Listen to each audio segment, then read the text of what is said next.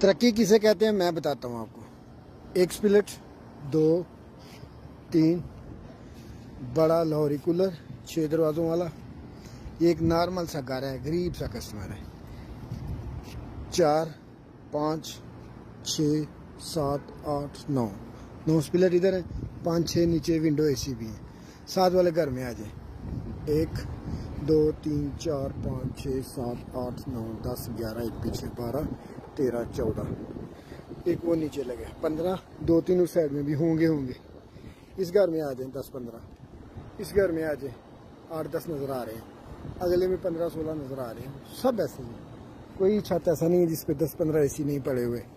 इसको कहते हैं तरक्की। ये चलती हैं ना, इनका बिल भी अफोर्ड करते हैं, यानी इतनी इनकी आमदनी है लोगों की कि हुकूमत ने इनको इस काबिल बनाया हुआ है। हमारे उधर जो एक एसी भी लगा लेता है तो वो सोच समझ के चलाता है, इस टाइम चलाना है, इस